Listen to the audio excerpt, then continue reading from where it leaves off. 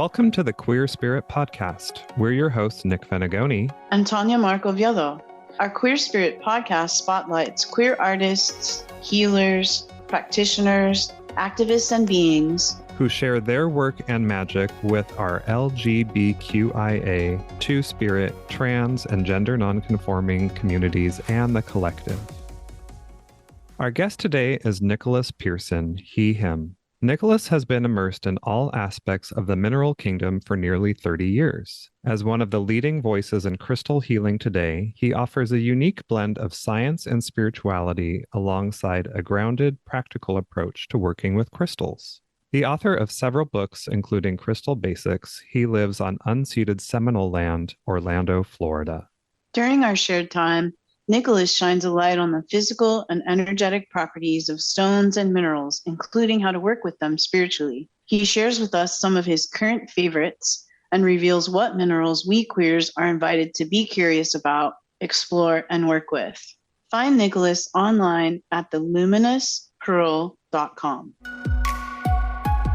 Yeah, hi, good morning, everyone. Grand Rising. Nicholas, we're so grateful to have you here. We like to kick off our shared time together in grounding. So the invite here is for us, the three of us, to ground in together this morning. So as it feels good to you, whether it's closing your eyes, softening your gaze, really taking a moment to just drop into the natural inhale and exhale of your breath as we ground in together today. Also taking a moment to be mindful of where your feet and or body or structure is making contact with the earth, acknowledging that as our grounding point, our centering point. And here at Queer Spirit Community Podcast, we love acknowledging the native lands we're on. And so I would like to acknowledge the Tongva, Keech, and Chumash land here in Long Beach, California. And Nick, I'm going to ask you to call in your native land. Yes, I want to name and honor the Ohlone territory and the Yalamu people. Beautiful. Thank you. And Nicholas, an invite for you to also acknowledge the native lands that you're on. I honor the unceded land of the Seminole and the Timucua people here in Central Florida. Right on. Thank you. And as we ground in, we honor all the native lands and people, honoring earth, air, fire, water, ether. As we ground in this morning to share time together, share medicine and magic, honoring our queer ancestors, all of our ancestors, our tools, practices, and guides that are here with us. An invite to take an inhale through the nose, a nice deep exhale through the mouth. And Nicholas, we'd like to invite you to share any of your grounding magic and medicine, whether it's through stones or essences or energy that you work with, to call that in with us today. I call to the spirit of the southern magnolia, ancient, wise grandmother tree in this landscape. I call to the porous limestone beneath my feet. I call to the spirit of emerald, light bearer, an emissary of radical love. Thank you. Right on. Thank you. So lovely to ground and be grounded in with both of you. So thank you so much for that. Nick, I'm going to pass it over to you. Thank you, Tanya Mark. So to get started, Nicholas, again, welcome to the Queer Spirit Podcast. And I always like to start by asking people a little bit about how they got started with the work that they're doing. So I wonder if you can tell us the story about how you first got interested in crystals and stones. Well, thank you so much to both of you for having me on the show today. My journey with rock goes back to the beginning of my childhood. I was very stereotypically the kind of kid who picked up rocks everywhere.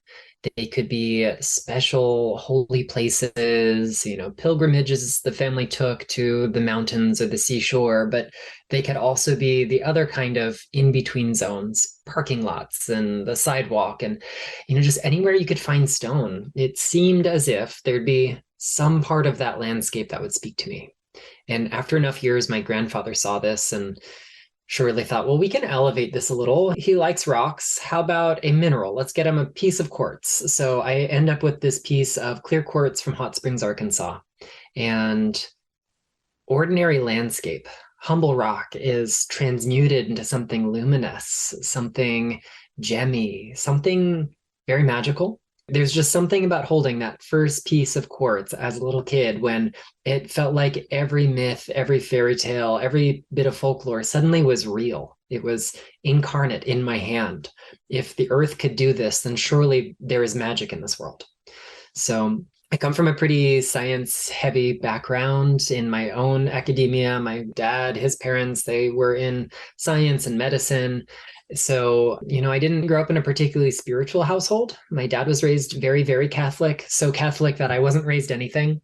So we godless heathens went to the Cathedral of Learning, and we did the library on weekend when other families had their kind of weekly religious rituals, which I didn't understand. I couldn't conceptualize of it, and it just didn't make sense to me. And some weeks on those weekend trips to the library, it might be books about science, obviously age appropriate wherever possible until I devoured all that and had to graduate to higher than age appropriate.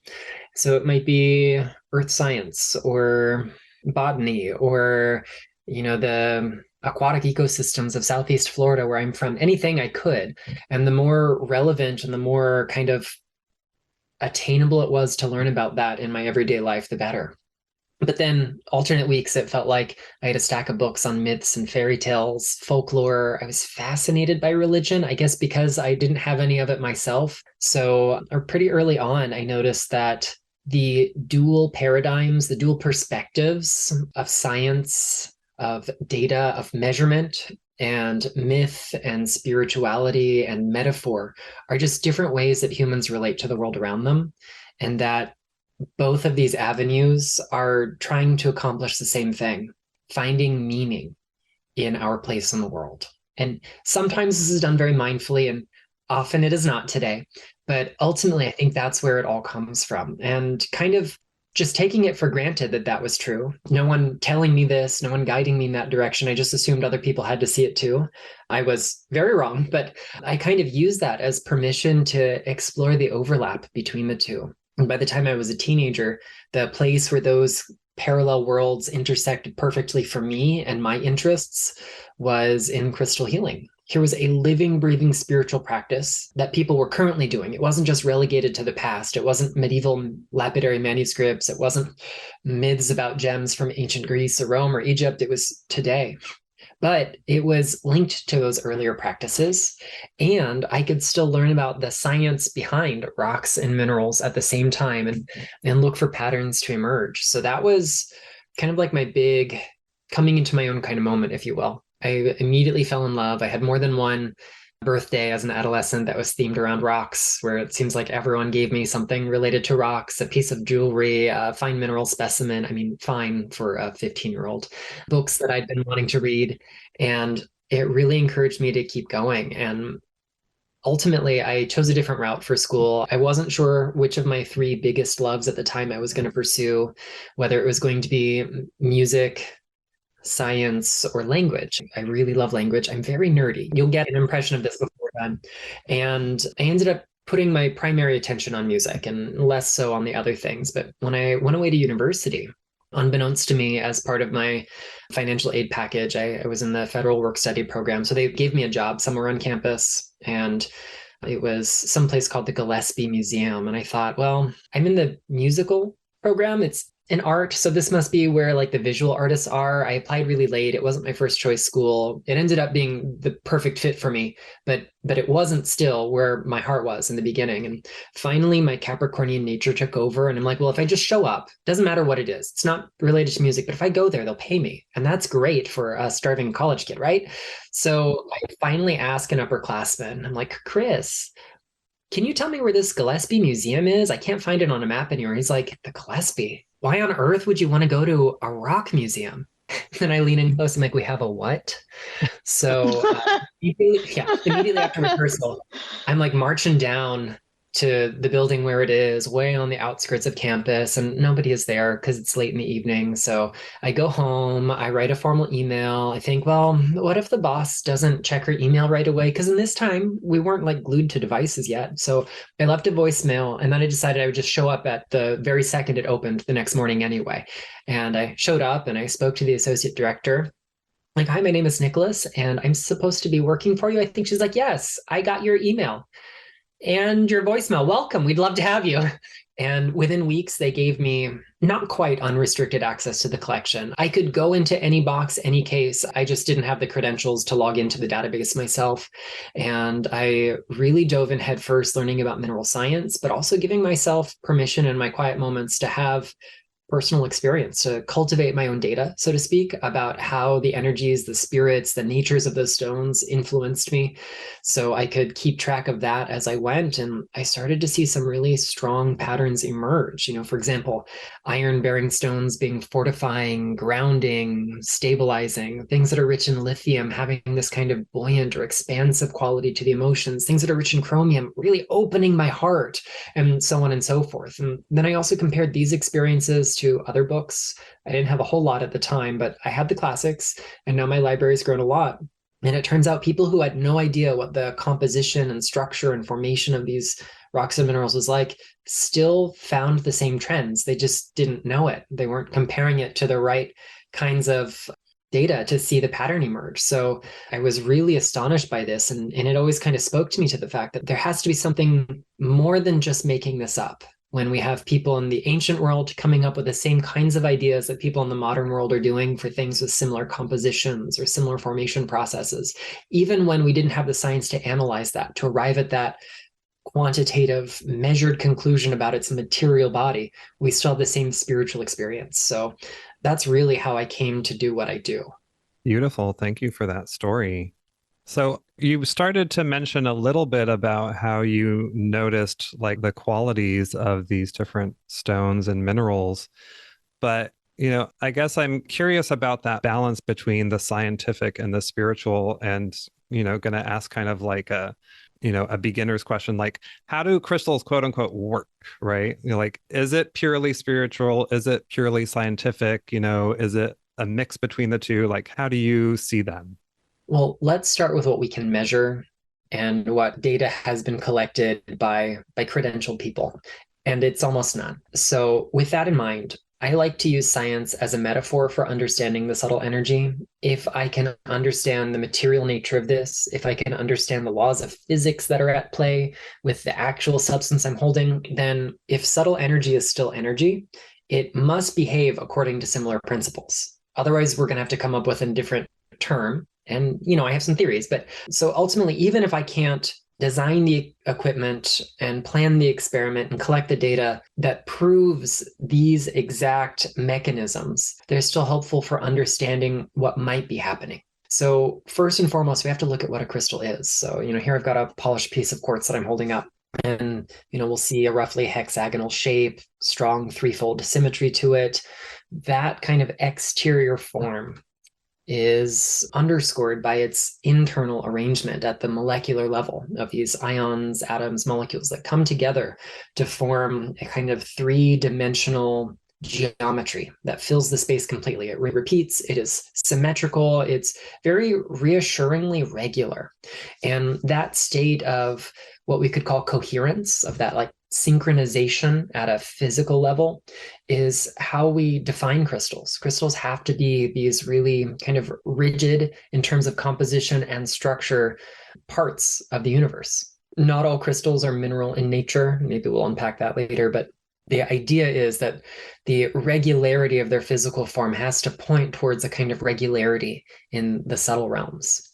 When we look at solid matter, what we think is solid matter, it's mostly empty space. If we could zoom in on the crystal lattice of quartz and see the kind of tetrahedral units that stack together to fill it, we'd see that the little ions that make up the molecules have space between them, and that inside them, they're mostly empty space, and that the little bits of solid matter that are in there, the closer and closer we look, the less they behave like solid matter. Sometimes they behave like something that's neither matter nor energy. Sometimes it behaves like one or the other, and sometimes it behaves like both at the same time. So all of this stuff at the end of the day is in constant motion. It oscillates, it moves, it vibrates. It's true of all matter, not just crystals. But by nature of how perfect the structure of a crystal is, the kind of orderliness it must have on the energetic level is really profound. And when those kinds of energies come into contact with others, they can kind of model what that ideal crystalline, coherent, harmonious state looks like. So when we bring a crystal into our own energy field, into communion with the soul or the psyche, which are things we can't measure, but we feel them, we know they exist on some level, it's demonstrating how we can become more organized. And there is a rich and robust amount of data out there that tells us that, particularly if we look at the electromagnetism related to the body, we could say generated by or permeated by or coexisting with, because there's different theories about all of that. But ultimately, the energetic component of us, the measurable energetic component of us, the more coherent it is, the stronger the benchmarks of health and well-being are. Science is really careful about putting a strong causative relationship between the two, implying that one causes the other, but definitely they correlate very strongly. So the biggest thing we look for is the coherence of our head, our brain, and our heart, which I think also metaphorically kind of speaks to the whole psyche, the heart and mind together. So if crystals can generate some kind of unity, some kind of coherence between those different factions within us, then it stands to reason that they can lead us toward a state of balance or health. If it happens in the material, the measurable, the electromagnetic, then it's definitely happening in the spiritual and the subtle realms as well. I really appreciate you connecting these dots, like the science aspect of it. Like, I'm kind of blown away right now, because it's like, with the idea of when a stone or a crystal or a mineral is called to us, like, you really have like connected a dot to me about the importance of also, when you're called to that, looking at the scientific aspects of it too. That's really beautiful. It's almost kind of like saying, if you're going to sit with this and be in relationship with it, know it from all aspects. I really appreciate you dropping that. It kind of brings me to this idea of like, do you have any like stones, crystals, minerals that you're currently working with or called to work with? And if so, how do you work with it and embody its energies into your daily navigation and practices? What a great question. So I always have, we'll say, a small toolbox. Small might be an understatement, of things that I'm working with. There are a few staples that really hardly ever change. Rhodonite is something I work with for my emotional well-being. I work with a lot of common rocks like dolerite and granite, ordinary parts of the landscape, but the ones I'm called to come from kind of extraordinary places. So part of the reason I work with them is they connect me to these really important, formative spirit experiences I've had in places like that. So for example, I've got currently some sarsen, which is actually a type of strongly lithified sandstone that's found in Southwest Britain in the Chalk Downs. It's what the big giant rocks of Stonehenge and Avebury and West Kennet Longbarrow and tons of other places are made from. And then the spotted dolerite that I've got is also known as Preseli bluestone. It comes from Pembrokeshire and Wales. It's what the smaller, darker stones in Stonehenge are made from. But there's practically 100 monuments erected from this material elsewhere in Great Britain. But things that are like very now and in the moment that I'm working with, preparing for some work that will be probably happening in real time when this episode comes out. I'll be in retreat in Southwest England, and there are some rocks that are native to that region, but also rocks that are not, that embody the themes that we want to kind of bring into the work we're doing. Chief among them is emerald. So emerald for me has been this powerful ally. It was part of the lineup of my very first book, The 7 Archetypal Stones. And you'd think after like 10, 12,000 words about a single rock, you'd be done with it. That's everything you need to say. I was wrong. There's a lot more to be said. There's more that I've yet to explore. There's so much more I've learned in these several years. And emerald for me, one, simple practice. You mentioned what are the ways that I work with it. Let's start with the practical and we'll move to the esoteric, the mechanism, and then the effects. So a lot of my crystal work is pretty subtle these days because I'm a busy person. I could probably remedy some of that, but I don't choose to. And I also ensure that I cultivate practices that if they work for me and my lifestyle, they're going to translate well to others. So this might be quiet reflection rather than, formal no mind meditation. I do a lot of simple visualizations, like imagining myself journeying into the crystal, picture it getting bigger and bigger like a building, and going inside and exploring, meeting its spirit, its consciousness. I also do simple techniques that I call crystal breathing, where you'll either hold the stone in the hands or place it against some relevant part of the body, whether for its physical anatomy or subtle anatomy, and imagine that that crystal is now your nose. This fluorite, for example, against my thymus is my new nostril, and I'm going to breathe in and out through that and let the color, the energy, the presence of that stone influence the quality of life force coming in. Obviously, physical air, actual oxygen is coming in through the normal route, but we're drawing in that life force through it. So those are some simple things that we can do, but we can make grids and layouts and place them on the altar, and all of those things are true for me, as well as wearing them in jewelry. So, and when it comes to emerald and the medicine that I've been working with, I think emerald is actually a really queer stone for a whole lot of reasons. So we've got some really famous myths about emerald. In astrological correspondences, it's often connected to Aphrodite or Venus, as the planet, but the myth. And, she's got a pretty queer origin story, being made of some cast off bits of anatomy from the god of the sky, of the expanse of the heaven, Uranus, and then being born as this femme beauty. We've got Mercury as another strong correspondence to it. Mercury's hella queer, like super, super queer. It's all about straddling the liminal space, right? Mm-hmm. But one of the other myths that I love about this gem that kind of brings in both of those archetypes, the trickster of Mercury and the actual planet Venus, the luminary in the sky, is that of Lucifer. So we've got lots of retellings of this myth, but in some of them, Lucifer has this green gemstone in his crown and we'll say, exits the starry above and enters the here and now. And, in some versions of that, it's a great big rebellion and a war about submitting to lesser orders of creation. And those are apocryphal stories. We don't actually see them in any biblical retellings. We have other versions where the angels descend because they come to humankind to teach them hidden arts, really wicked things like agriculture and timekeeping or astrology, because they were one and the same. The really, really wicked and timely thing of makeup. That was one of the things the fallen angels gave to us, but the leader of them was sometimes adorned with this green gem. But my favorite version is kind of theosophical reinterpretation of the Lucifer myth, where Lucifer, whose name in Latin comes from luxem ferri, to carry light, to bear light, earlier from Greece, phosphorine, also to carry light, and originally comes from a Hebrew root that means shining, brilliant, radiant. So it was an epithet given to the morning and evening star, which is Venus. But in the theosophical retelling, Lucifer represents the solar logos, the consciousness of that solar sphere, the sphere of light. And as Earth is being created, we need a planetary logos, a kind of overriding consciousness, an oversoul. We have to draw light into the material body. So we have the solar sphere descend into the planetary sphere, and we have the descent of light into matter as a representation of the soul becoming incarnate. And in this, rather than an act of rebellion, we have an act of merit and sacrifice, saying, you know what? I'm brave enough to go to this place where we're going to experience forgetfulness and separation, where the things around us are going to give us messages of not being enough. But because I am the embodiment of light, emerald is the embodiment of unconditional love.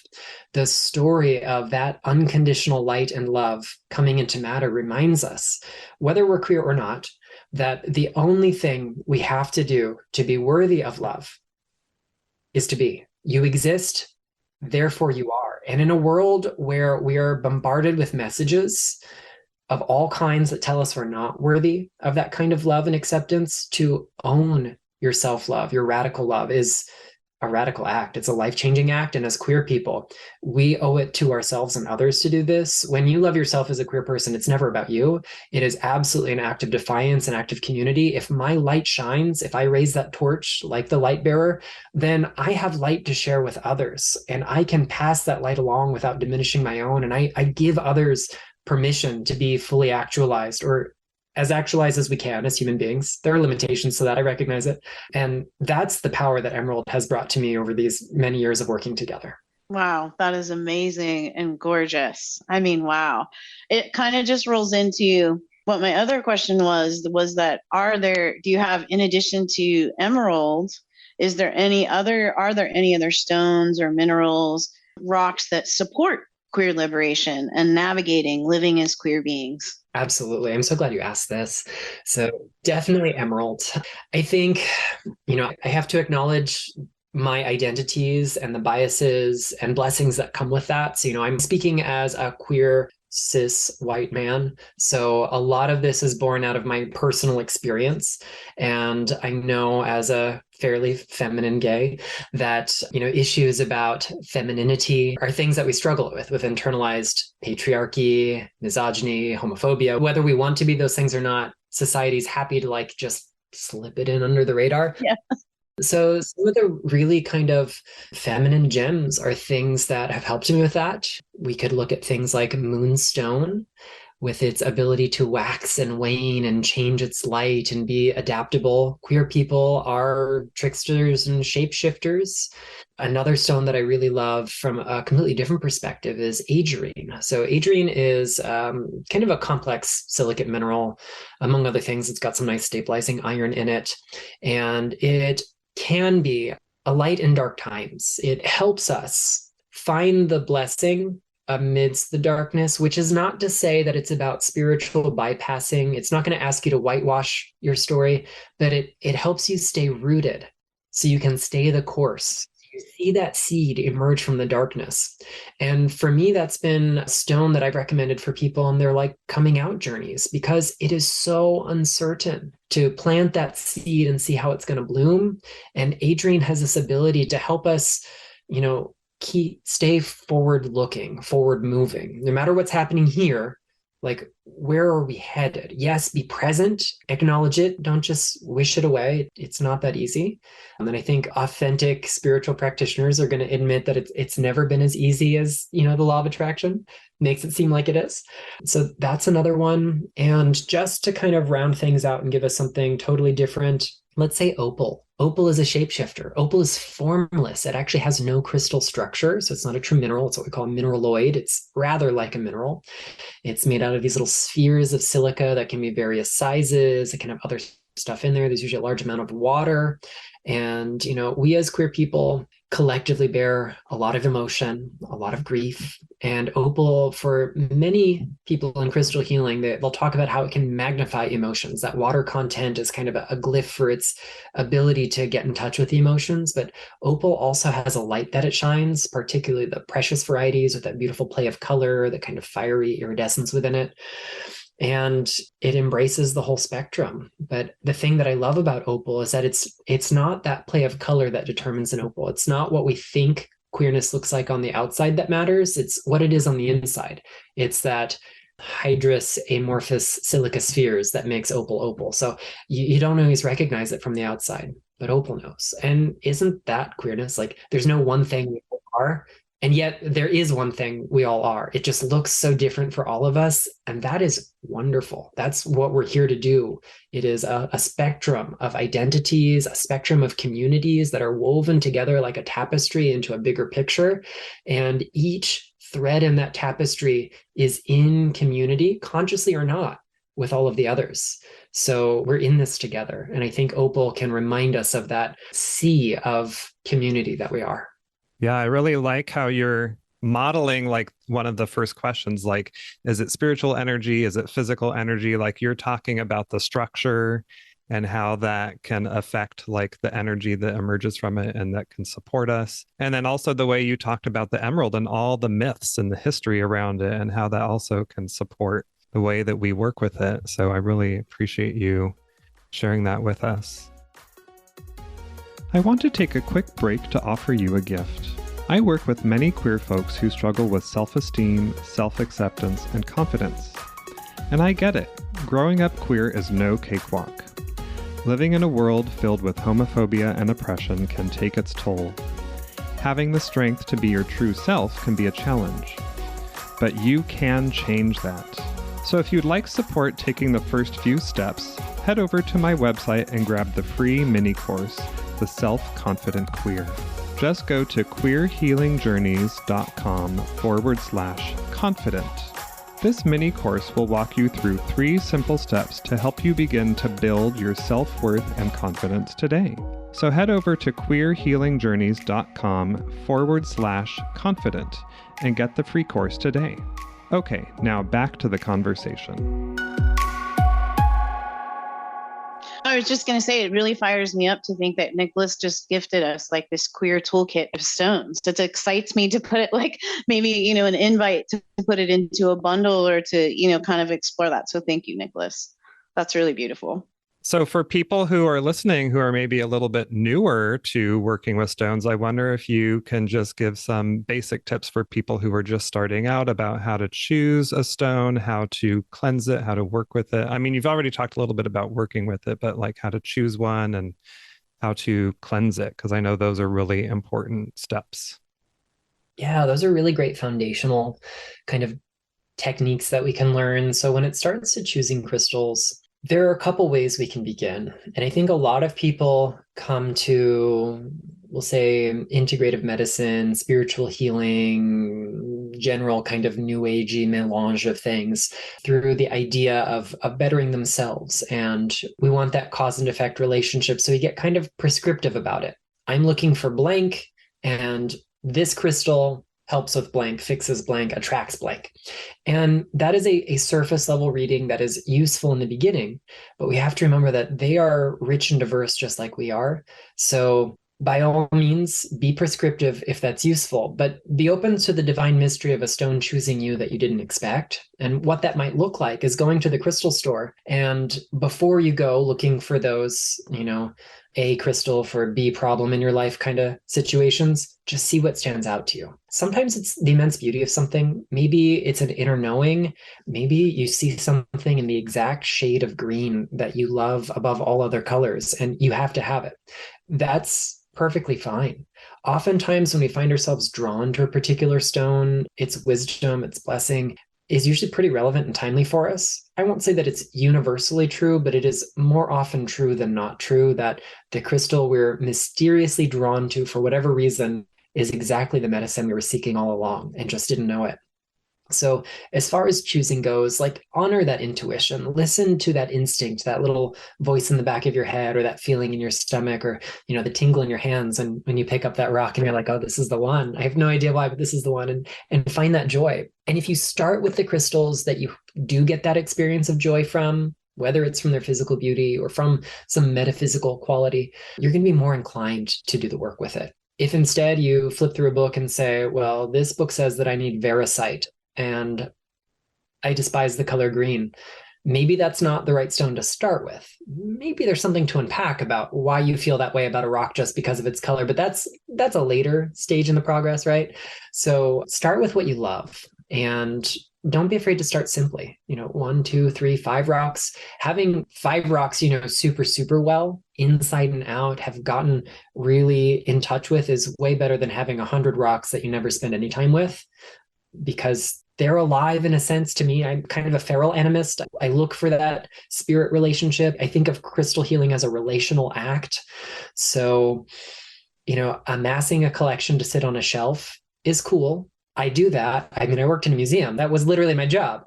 But the working partnership is always born out of that relationship. So crystal work starts with building a relationship, starts with observation, starts with asking yourself, how do I feel when I hold this? Not what is this crystal doing to me or for me? How do I show up for the crystal? What happens when the crystal and I come together? And if we frame it in that relational context, if we situate it within the container of that third thing, it's the crystal, the rock, plus you makes a bigger thing. That's the magic. And when it comes to cleansing, there are going to be lots of ways to do this. I think if you ask 10 crystal healers 2 of their favorite ways to cleanse, you'd get 45 answers. So some common ways for cleansing include sunlight and moonlight, water, salt, smoke, sound, breath, and the list goes on and on. I do want to note that certain stones will bleach in sun, could be scratched by salt or other minerals, could be damaged by water. So something like sound, whether that's a fancy singing bowl or your own voice, fancy drum, or your hands clapping, is an effective way to cleanse and safe for all crystals. Smoke is also a wonderful option if it's available to you. And I understand that's not always available to you.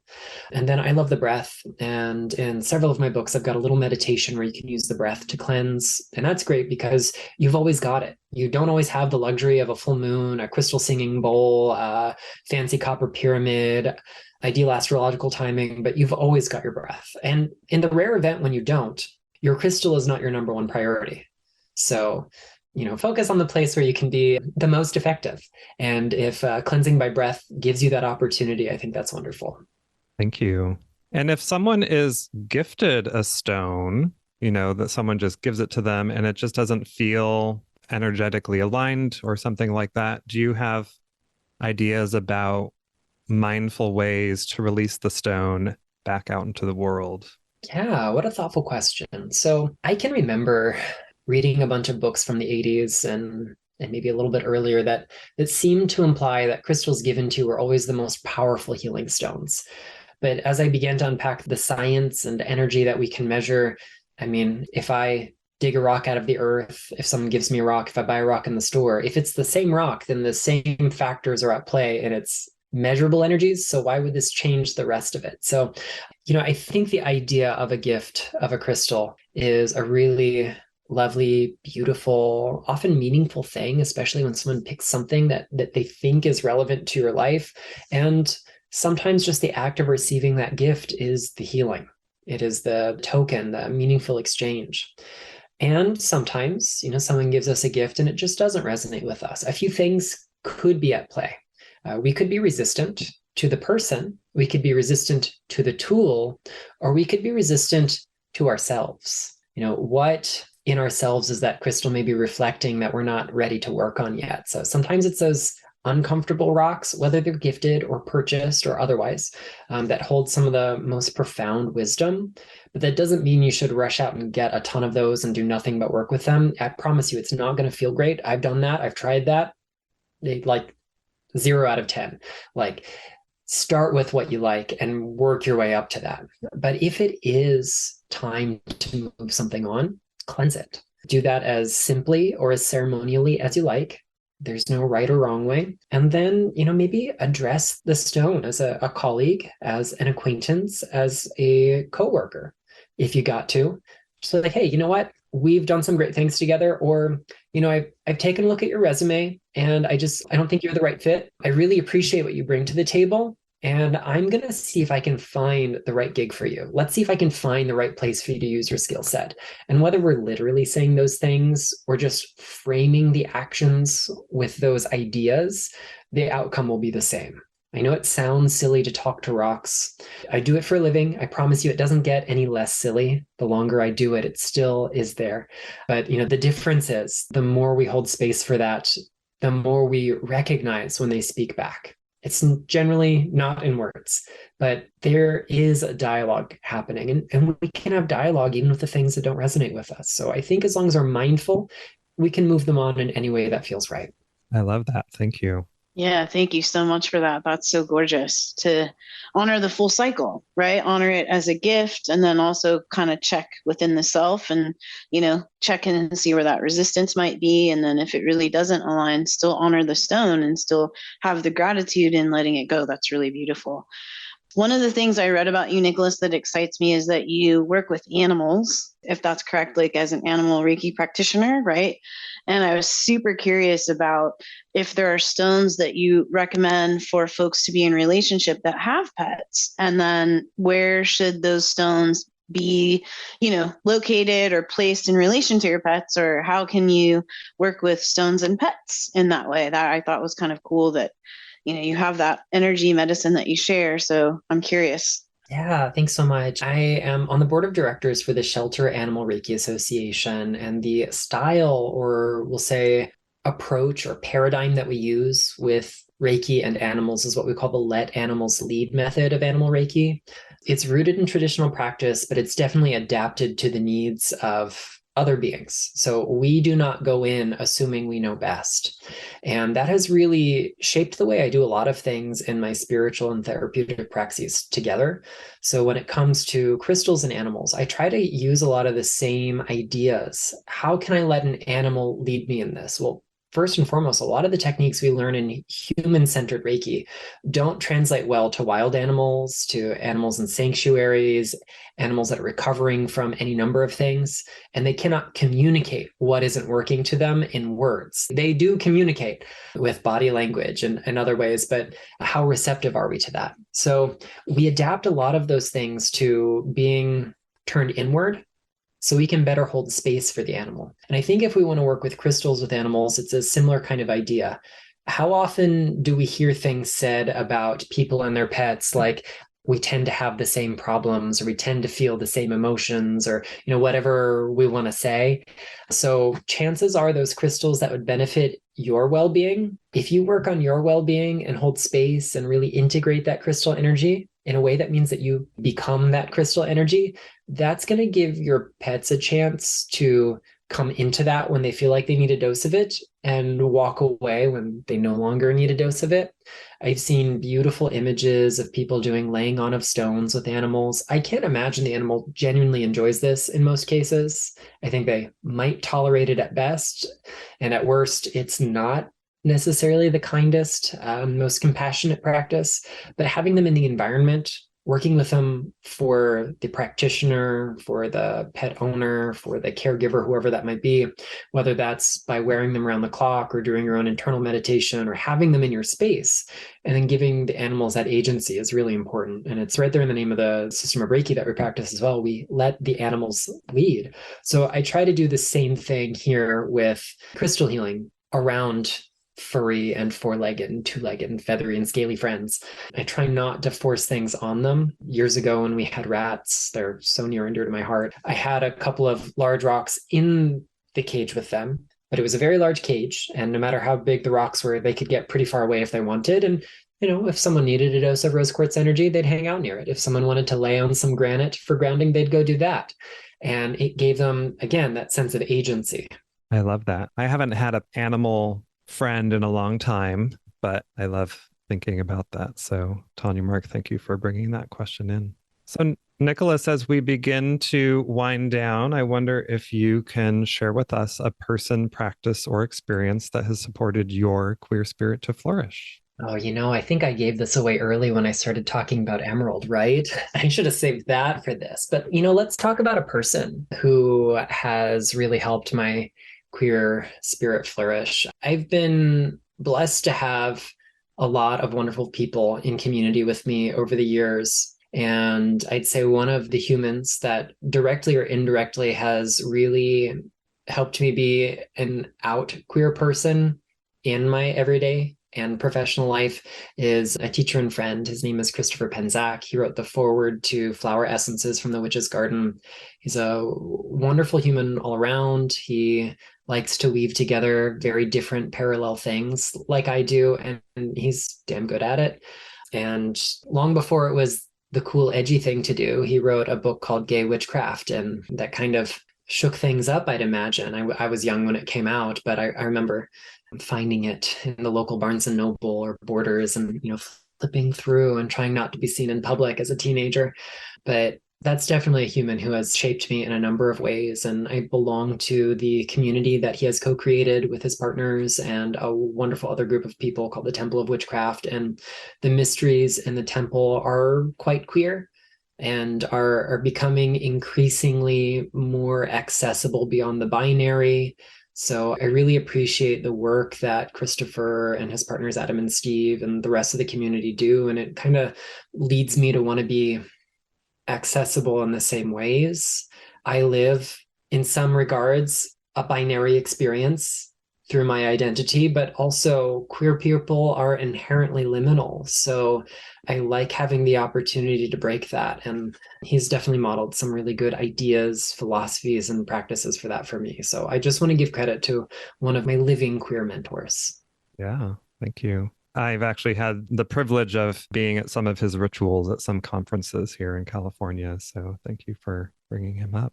So Nicholas, before we let you go, can you share with people where they can find you and connect with you and learn more about your work and your books? Absolutely. So if anyone would like to learn more about me or my works, you can find me online at www.theluminouspearl.com. My social media handle is usually at the Luminous Pearl, any place where I'm currently active at least. I do the most on Instagram, so if you follow me over there, I do usually one or more lives once a week. I try to have a good amount of free content and let you know when I have upcoming events. I do some other things hosted both virtually and in person around the world. When this comes out, I'll currently be overseas, but when I come back for the rest of my spring and summer schedule, I'll be headed out to a few different places around the US and maintaining a fairly busy catalog of events online as well. Great. So, and for those of you who want to maybe ask Nicholas a question, I definitely recommend tuning into his Instagram live because he's usually pretty good about answering questions if you have a specific question about anything related to crystals and minerals. So thank you. Yeah, and to our listeners too, your latest book, pocket encyclopedia is fire, Nicholas. And I'm going to tell you, it's super exciting to have the index in the front so that you could open up and right away look up the stone. So really vibing with this and really appreciate this as a tool. So as you suggested, for folks that are first working or curious about stones, this little pocket basics right here, such a nugget. So thank you for sharing that magic in medicine. It's my pleasure. I hope it serves you well. And if anyone else gets a copy, I hope it serves them well also. Well, thank you again for being here. Thank you. Resources that we shared today can be found in our show notes and at thequeerspirit.com. You're invited to follow our show on Apple Podcasts or subscribe on your favorite podcast platform. Thanks for listening. Until next time, much love and blessings. Aho.